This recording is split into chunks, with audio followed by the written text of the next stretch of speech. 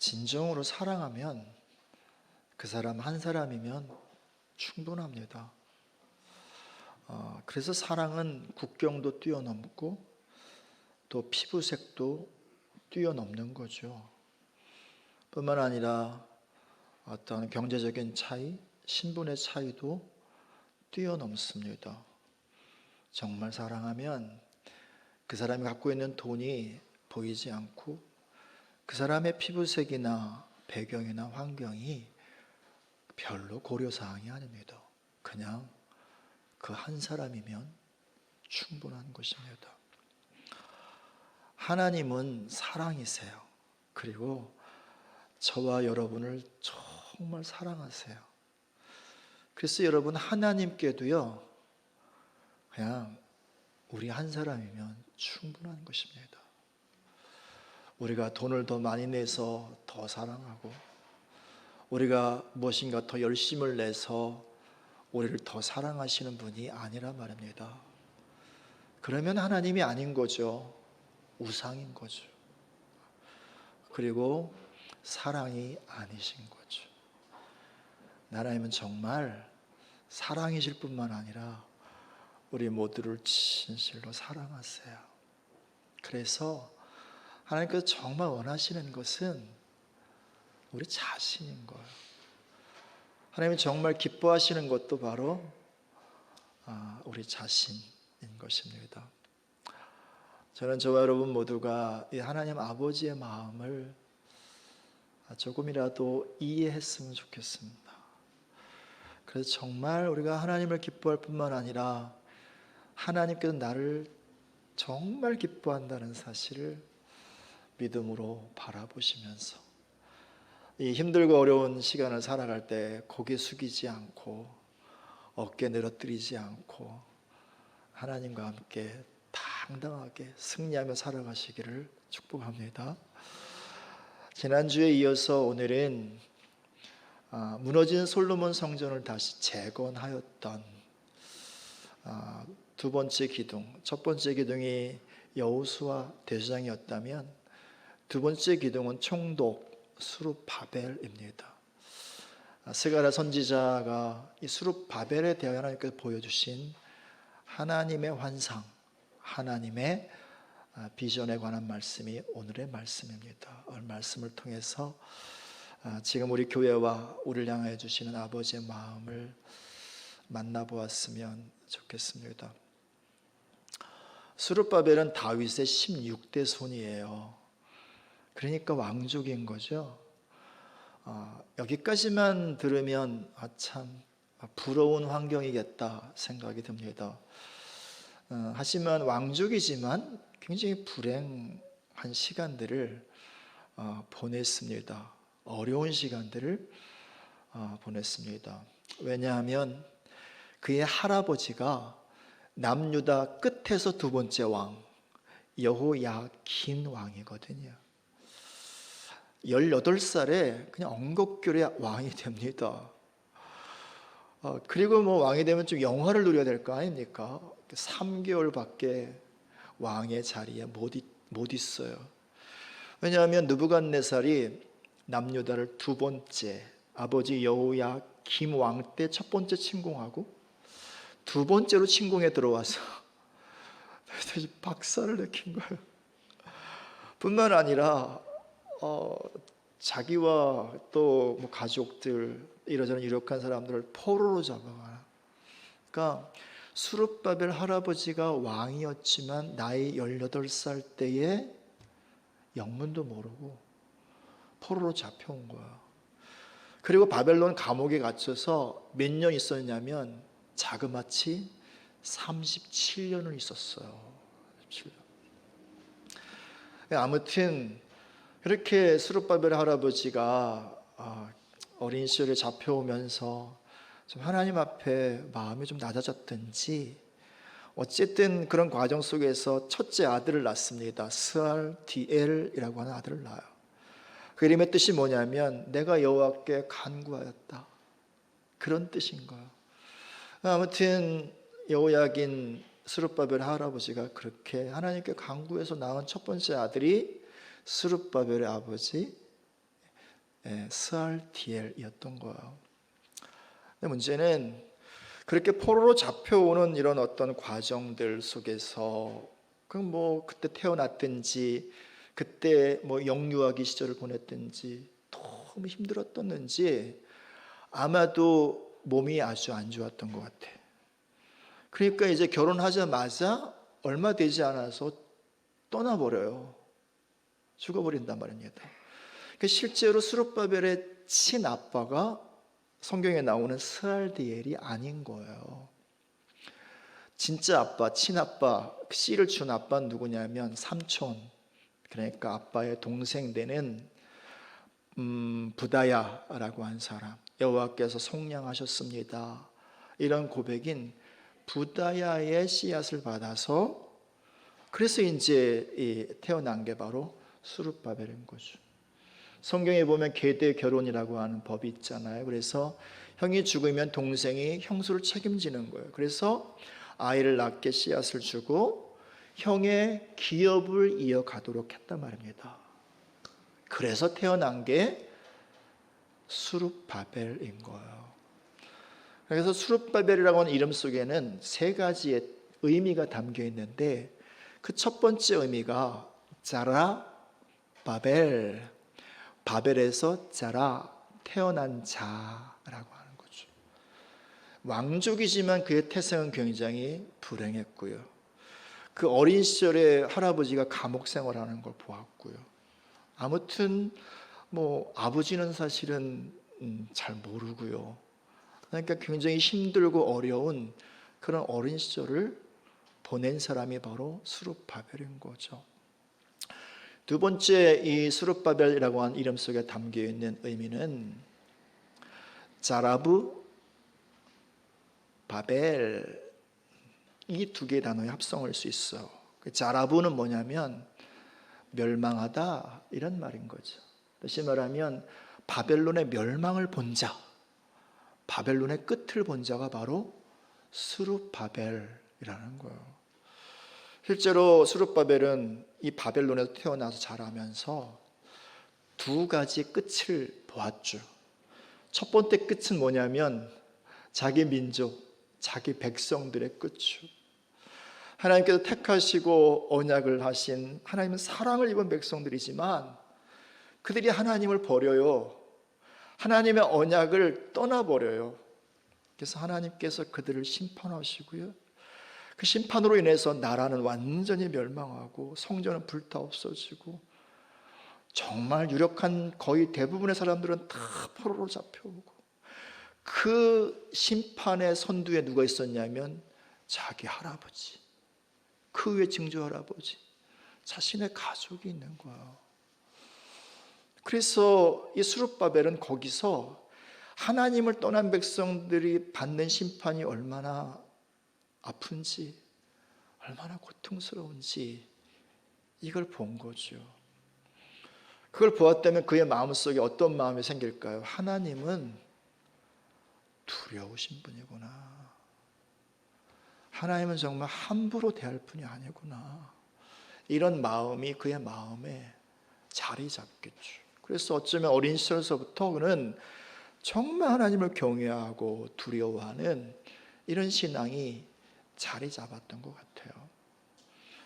그리고 정말 영원할 것 같은 바벨론 제국, 그리고 무너지지 않을 것 같은 그 제국의 왕자, 이것이 한순간에 마치 낙엽이 지듯이 우수수 무너지고 떨어지는 것을 봐요. 영원할 것 같은 세상의 권력, 돈의 위력, 또 많은 어떤 구조와 시스템의 어떤 그런 장치들, 이것이 한순간에 가루처럼 흩날리는 것을 보게 돼요. 자라브, 바벨, 바벨의 마지막을 본 사람, 세상의 끝을 본 사람. 그래서 그렇게 사람들이 붙잡으려고 하는 세상의 것들이 얼마나 허무한 건지, 얼마나 아무것도 아닌 것인지를 보았던 사람이 바로 스룹바벨인 거죠. 그리고 나서 이제 좀 시간이 지나 바벨론이 멸망하고 그 다음에 메소포타미아가 자리 잡고 또 얼마 지나지 않아서 페르시아가 전 세계 패권을 잡습니다. 그리고 왕이 된 고레스 왕이 말하잖아요. 너희 유대 백성들은 다 예루살렘으로 올라가서 하나님의 성전을 건축하라. 이 말에 떨어지는 순간 어쩌면 가장 먼저 일어섰음직한 사람이 바로 스룹바벨인 거예요. 그래서 대제사장 여호수아와 함께 둘이 기둥이 되어서 남자의 수만 대략 한 5만 가까운, 그러니 대략 15만에서 20만 정도의 사람들을 이끌고 예루살렘으로 이렇게 올라옵니다. 그래서 세 번째 스룹바벨의 의미는 자락, 바벨, 바벨에서 올라온 사람, 세상에서 끝을 보고 예루살렘 하나님의 도성으로 올라온 사람, 그 사람이 바로 스룹바벨이라는 거예요. 그래서 스룹바벨 이 이름 속에, 그의 존재 속에서 우리 성도들의 정체성을 보게 되는 거죠. 그렇잖아요.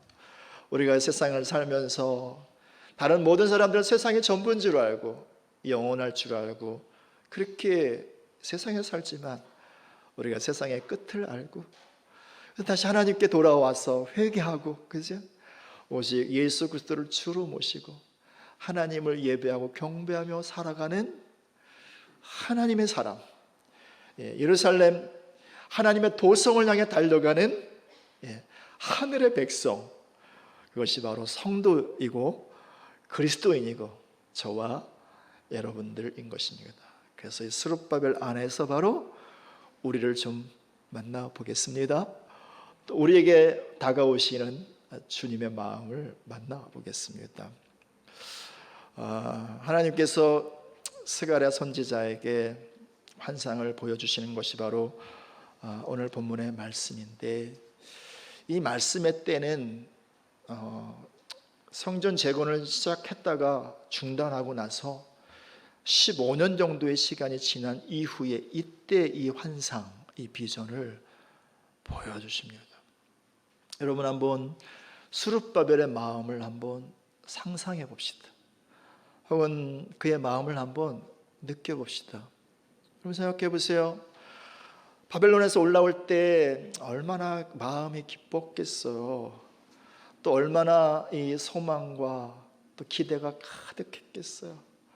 우리가 예루살렘에 올라가서 여호와 하나님의 성전을 건축하고 거기서 정말 하나님을 예배하는 그 장면을 상상하면서 가슴 벅차게 예루살렘에 올라왔을 거예요.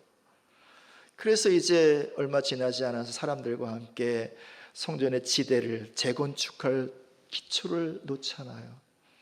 근데 늘 하나님의 역사는 반대자들이 있어. 사단이 있단 말입니다. 대적자들이 아예 조직적으로 반대를 하고요, 회방을 놓네요. 그래서 주변에 힘 있는 사람들에게 뇌물을 주어서 공사를 중단하게 만듭니다. 그것도 모자라서 왕에게 아예 상소문을 올려가지고 왕이 조서를 내려서 법령을 정하고 법적으로 성전 건축을 못하게 만듭니다. 스룹바벨에게는 그것을 뛰어넘을 수 있는 힘이 없어요. 백성들을 데리고 올라와서 자신이 어떻게 총독이 되었지만, 그죠? 총독에 무슨 힘이 있습니까?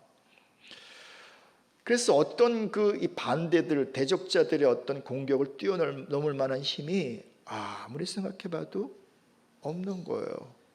그러는 사이에 또 내부의 문제가 생기기 시작합니다. 기초를 막 놓아갈 때, 그때 예전에 솔로몬 성전의 영광을 본 사람들 있잖아요. 그분들이 막 가슴을 치면서 통곡을 해요.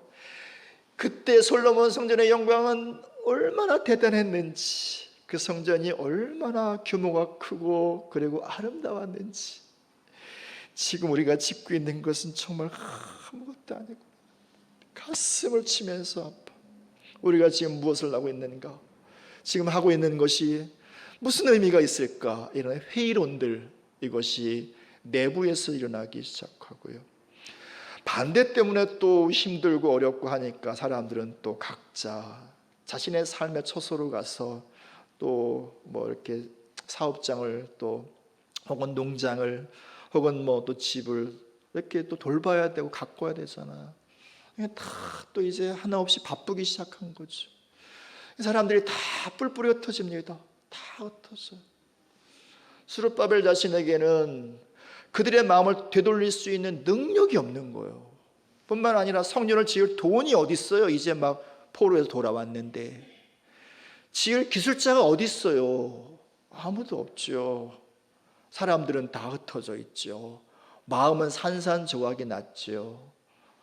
아무리 생각해봐도 되돌릴 수 있는, 다시 성전을 재건하게 할 수 있는 능력이 자신에게 없는 거예요. 어쩔 수 없이 자신도 두 손을 놔버려. 아무것도 할 수 없으니까. 그리고 15년의 시간이 지난 거란 말입니다. 여러분, 스룹바벨의 마음이 어땠을까요? 많은 갈등이 있지 않았을까요? 한편으로는 정말 하나님의 성전을 아름답게 지어 올려드리고 싶은 마음이 있어요. 아직도 그 순수한 열정이 사그러들지 않았어요. 근데 현실의 문제는 너무 커요.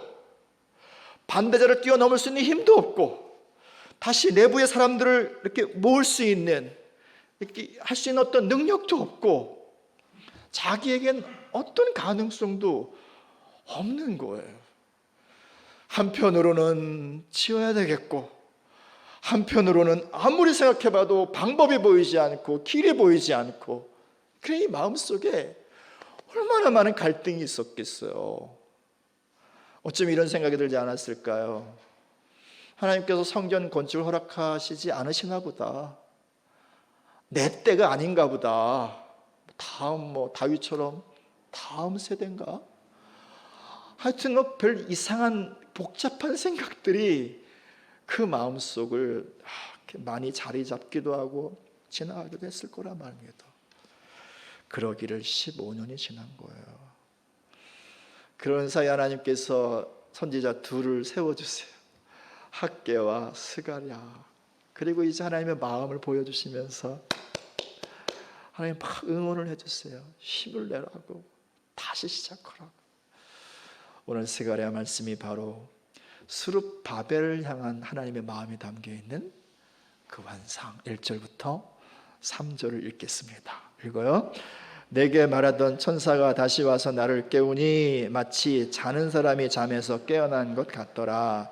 그가 내게 묻되 내가 무엇을 보느냐? 내가 대답하되 내가 보니 순금 등잔대가 있는데 그 위에는 기름 그릇이 있고 또 그 기름 그릇 위에 7 등잔이 있으며 그 기름 그릇 위에 있는 등잔을 위에서 7 관이 있고 그 등잔대 곁에 2 감람나무가 있는데 하나는 그 기름 그릇 오른쪽에 있고 하나는 그 왼쪽에 있나이다 하고.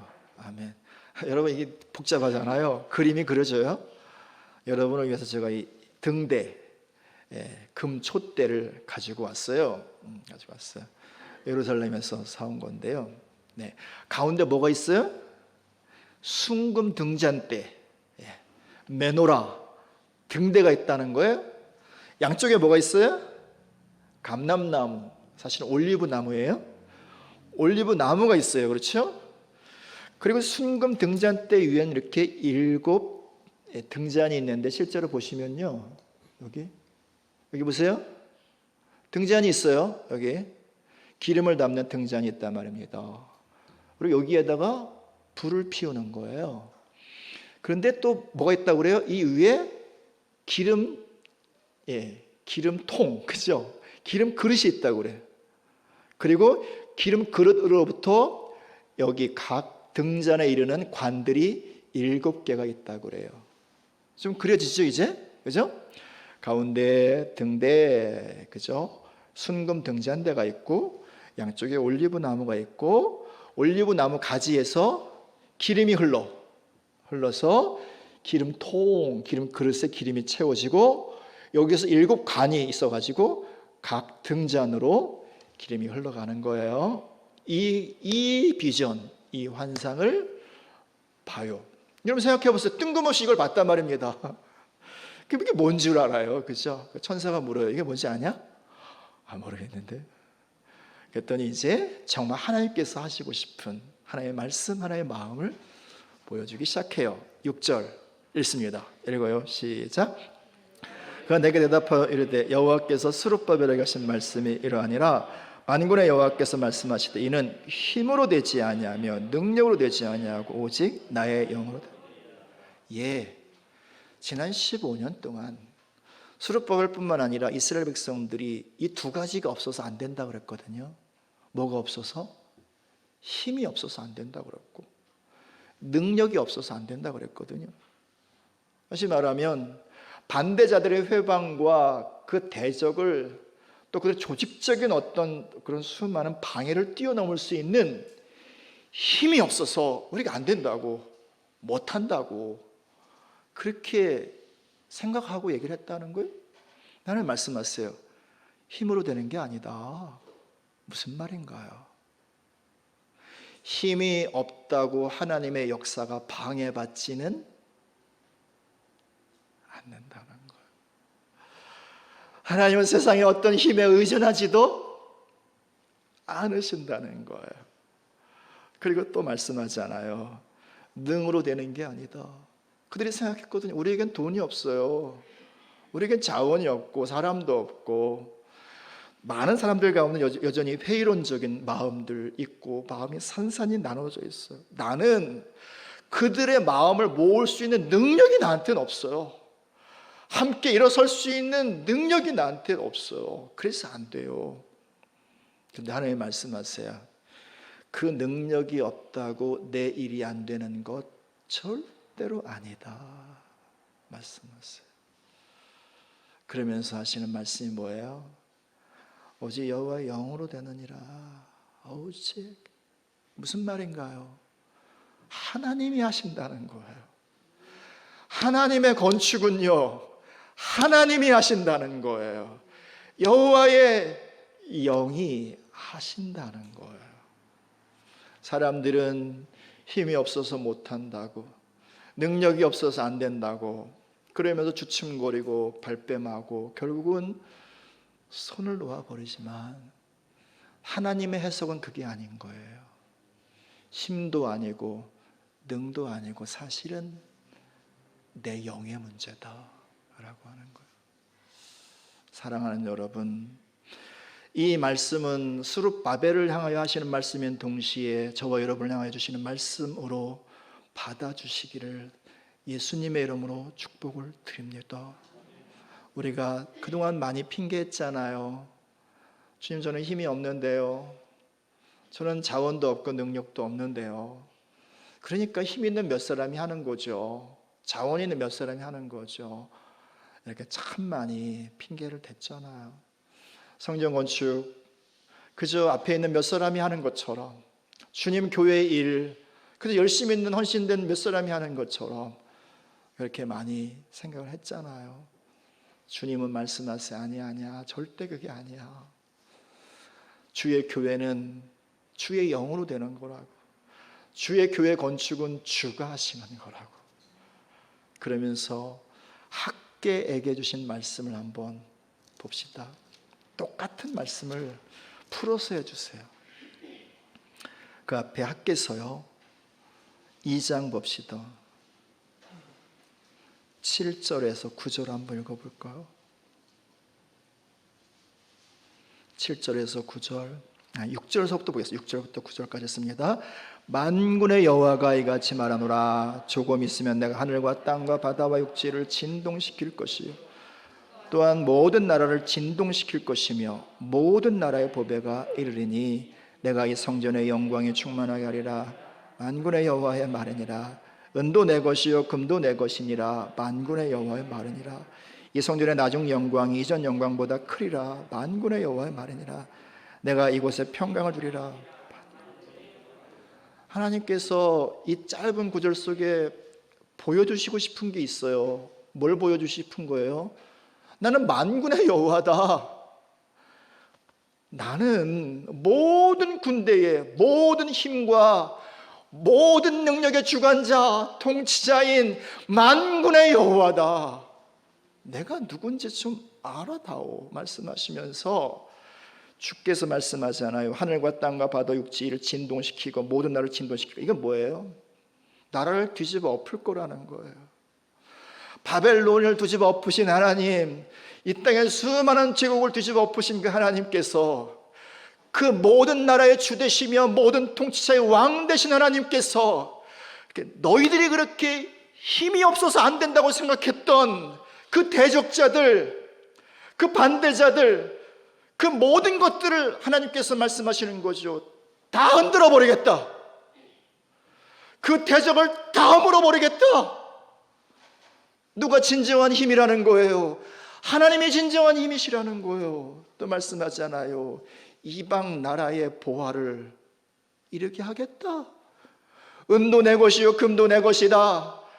이 땅 가운데 있는 모든 것이 다 내 것이다. 지금으로 말하면 은행 가운데 있는 모든 통장이, 모든 숫자가 누구의 것이다? 주 여호와 만군의 여호와의 것이다. 모든 능력이 다 내 것이다 말씀하시면서, 너희들이 아무리 초라하게 생각하고 그리고 멸시한다 할지라도, 성전이 작을지라도 이전 솔로몬 성전 영광보다 내가 더 크게 임하리라, 더 영광스럽게 역사하리라. 주께서 그렇게 말씀하시는 거죠. 다시 말하면 진정한 힘이 누구냐? 만군의 여호와. 진정한 능력이 누구에게 있느냐? 만군의 여호와. 그분의 영 안에 진짜 힘과 진짜 능력이 있다는 거예요. 그래서 이렇게 권면하시 4절 있습니다. 2장 4절. 그러나 여호와가 이르노라, 스룹바벨아 스스로 굳세게 할지어다. 여호사닥의 아들 대제사장 여호수아야 스스로 굳세게 할지어다. 여호와의 말이니라. 이 땅 모든 백성아 스스로 굳세게 하여 일할지어다. 내가 너희와 함께하노라. 만군의 여호와의 말이노라. 모든 힘과 모든 능력의 근원 되신 만군의 여호와, 내가 너희와 함께 할 거야. 그러니까 무너진 마음을 다시 일으켜다오. 뒷걸음질 치던 그 발걸음을 다시 하나님이 세우신 원래의 그 자리에 세워다오. 중단했던 그 일을 다시 시작해다오. 그리고 계속해다오. 스스로 굳세게 하라. 스스로 굳세게 하라. 새하늘 교회여 스스로 굳세게 하라. 새하늘의 모든 성도여 스스로 굳세게 하라. 내가 너희와 함께 할 거야. 이래 말씀하시고 부탁하시는 거예요. 5절 읽어요. 읽습니다. 너희가 애굽에서 나올 때 내가 너희와 언약한 말과 나의 영이 계속하여 너희 가운데 머물러 있나니 너희는 두려워하지 말라. 너희가 실패했을지라도, 죄를 지어 심판을 당했을지라도 여전히 너희를 향한 나의 언약은 중단되지 않아. 아직도 너희 가운데 나의 영이 있어. 그러므로 이는 힘으로도 안 되고 능으로도 안 되고 나의 영으로 되는 거야. 내가 하는 거야. 내가 함께 할게. 나를 의지하고 너는 그냥 그 자리에만 좀 서다오. 물러서지만 말고 굳세게 그 일을 좀 감당해다오. 그럼 내가 너희를 통해서 나의 일을, 나의 성전을, 그리고 나의 교회를, 나의 역사를 내가 이룰게. 하나님께서 말씀하십니다. 다시 본문으로 와서 하나님은 계속 이렇게 말씀하시죠. 7절 4장 7절 있습니다. 큰 산아 내가 무엇이냐, 내가 스룹바벨 앞에서 평지가 되리라. 큰 산이 뭐예요? 여태 스룹바벨을 가로막고 있었던 수많은 장애물이었거든요. 성전 건축을 가로막고 있었던 수많은 방해와 연약함과 수많은 문제거리들이었거든요. 근데 하나님께서 말씀하시는 거죠. 그 큰 산아, 스룹바벨도 안 된다고 말했고 모두가 불가능하다고 말했던 그 큰 문제야. 그 앞에서 가루가 되라, 평지가 되라, 무너져라, 산산조각날 지어다. 이렇게 하나님께서 말씀하는 거죠. 그래서 누가 길을 여시는 거예요? 하나님이 길을 여시는 거예요. 누가 풀어가시는 거예요? 하나님이 풀어간다. 정말 하나님의 영을 의지해서 신실하게 그렇게 따라가면 그 앞에서 하나님께서 선한 목자가 되셔서 그것이 무엇이라도 허물어 드릴 것은 허물어 드리시고 다친 것은 여시고, 그죠? 장애물들은 치워 가시면서 길 열어 가신다는 거예요. 그 다음 구절 계속 읽겠습니다. 읽어요. 그가 머릿돌을 내놓을 때에 무리가 외치기를 은총 은총이 그에게 있을지어다 하리라 하셨고. 머릿돌을 언제 놓습니까? 건축 마무리한 다음에, 완공한 다음에, 그죠? 머릿돌이 뭔지 아시잖아요. 앞에 세우는 돌, 몇 년, 몇 월, 며칠, 뭐 준공되다, 뭐 이런 거잖아요. 그렇잖아요. 그렇게 완공할 때, 준공할 때 사람들이 외친다는 거예요. 이건 완전한 은혜입니다. 완벽한 주님의 은혜십니다. 이것을 그동안 모든 무리가 보았다는 거예요. 사람이 하는 것이 아니라, 내가 하는 것이 아니라, 우리가 하는 것이 아니라, 이건 철저히 하나님이 하신다는 사실을 모든 사람들이, 모든 무리가 보고 마지막 완공의 자리에서 그렇게 고백하고 선포한다는 거죠. 은혜입니다. 은혜입니다. 오직 하나님의 은혜이십니다. 하나님이 다 이루셨습니다. 사랑하는 여러분, 주님의 몸된 교회는 주님이 세워가시는 거고요. 주님의 건축도 우리가 하는 것처럼 보이고 몇몇 사람들이 하는 것처럼 보이지만 아니요. 주님이 하시는 거예요. 주께서 원하시는 것은 주님의 손이 되어 달라는 거예요. 주님의 역사의 통로가 되어 달라는 거예요. 그 자리에만 신실하게 서 달라는 거예요. 전적으로 주만을 의지해 달라는 거예요. 그러면 주님께서 바로 그 사람과 그의 믿음을 통해서 친히 일하시고 세우시고 역사하신다는 거예요. 오늘 우리 가운데 다가오셔서 이렇게 말씀하시는 주님의 음성 앞에 믿음으로 반응하시기를 예수님 여러분 축복을 드립니다. 그렇다면 하나님의 목적은 어디에 있을까요? 건축이 목적일까요? 성전 하나 짓는 것이 목적일까요? 그러면 하나님 진짜 째째한 양반이지요. 하나님 아니지요. 모든 우주와 만물을 창조하신 여호와 하나님께서 무슨 건물 하나에 만족을 하시고 그거 하나에 목숨을 거시겠습니까? 하나님의 목적은 다른 곳에 있어요. 왜 하나님께서 스룹바벨을 깨워 일으키시고 이스라엘을 도전하셔서 성전을 건축하게 하시는가? 2장 11절 읽겠습니다. 읽어요. 있습니다. 그날에 많은 나라가 여호와께 속하여 내 백성이 될 것이요 나는 내 가운데에 머물리라. 내가 만군의 여호와께서 나를 내게 보내신 줄 알려. 하나님께서 말씀하시죠. 4장 마지막 절을 슬쩍 눈으로 보십시오. 이르되 이는 기름 부음 받은 자 둘이니 온 세상의 주 앞에 서 있는 자니라. 하나님 말씀하세요. 이스라엘의 주라고 말하지 않아요. 유대의 주라고 말하지 않아요. 온 세상의 주라고 말씀하세요. 다시 말하면 온 세상 모든 사람들의 주이시라는 거지요. 그 하나님의 마음이 어디 있을까요? 온 세상이 구원받기를 원하는 거예요. 온 열방이 구원받기를 원하는 거예요. 남유다가 무너지고 포로로 잡혀가면서 하나님의 구원의 역사는 예루살렘에서 바벨론으로 옮겨지게 되고요. 그리고 유대 민족에서 이제는 전 세계 열방으로 하나님의 구원의 역사가 확장이 됩니다.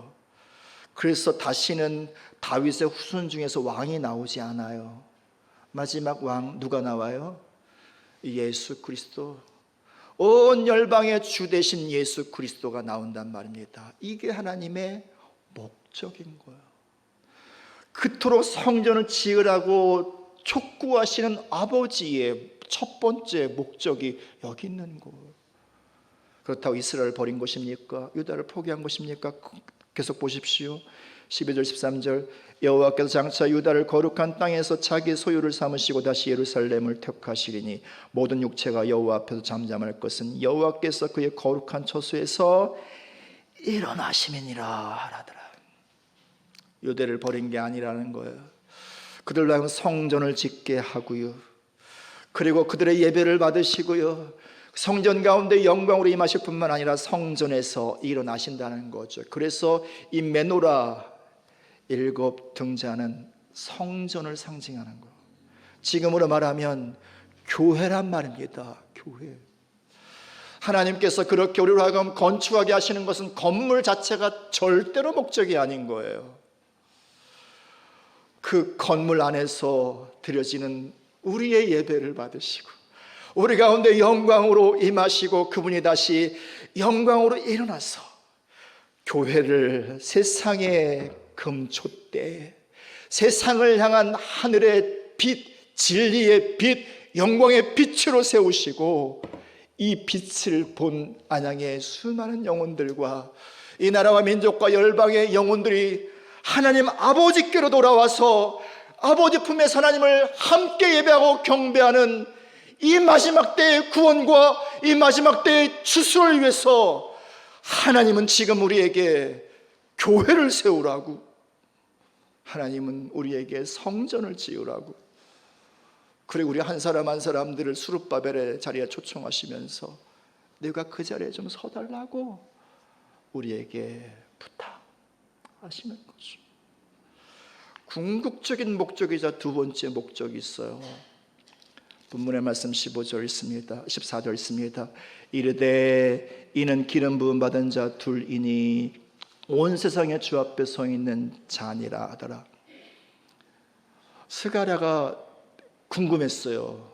여기 올리브 나무는 뭡니까? 그 가지는 뭡니까? 기름이 금기름이 줄줄줄 흐르고 기름통에 담기고 막 여기 이렇게 기름을 공급하는데 이 두 올리브 나무는 뭡니까?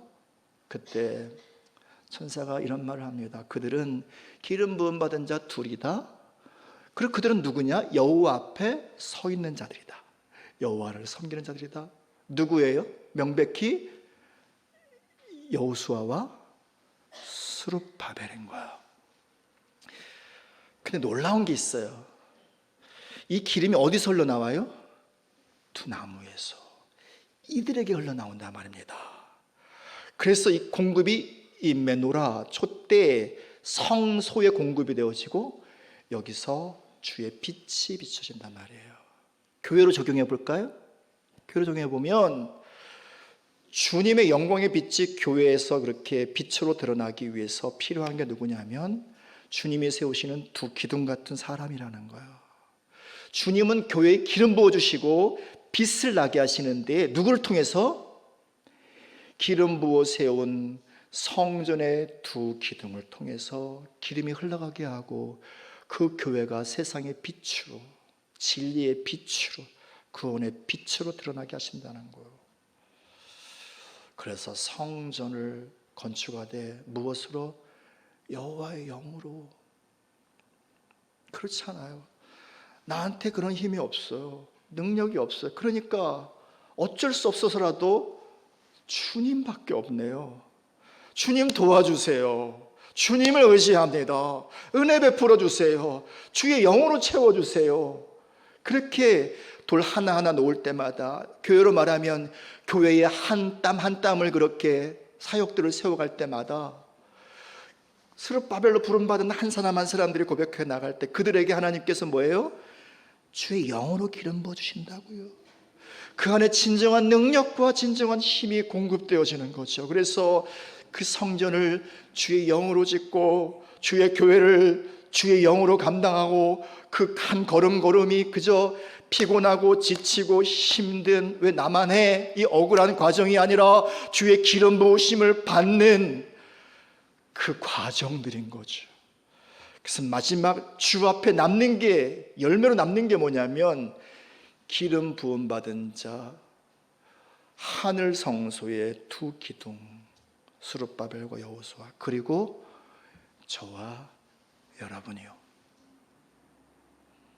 여러분이 목적이신 거예요. 우리로 하여금 성전 건축의 자리를 부르신 이유, 여러분이 목적이신 거예요. 교회에 말도 많고 탈도 많고 이러저런 힘든 일들이 많은 교회에 우리를 초청하시고 부르신 이유, 힘들고 어렵지만 이해도 안 되지만 그러나 그 자리에 서서 내 힘으로 안 되니까, 능력으로 안 되니까 주 의지해서 그렇게 한 땀 한 땀을 감당할 때 부어주시는 주님의 기름 부으심 안에서 우리를 교회의 기둥으로 세우시고, 우리를 통하여 교회 가운데 주의 기름이 부어지고 주님의 영광이 임하고 궁극적으로 여호와 앞에 우리를 서게 한다는, 여호와 앞에서 여호와 하나님을 섬기는 자들로 우리를 그렇게 아름답고 영화롭게 빚어가시는, 그것이 바로 궁극적인 하나님의 목적인 거예요. 이것을 여러분 왕 같은 제사장이라고 하는 거예요. 스룹바벨의 사실은 왕의 사역을 하는 거고요, 예수와 여호수아가 제사장이거든요.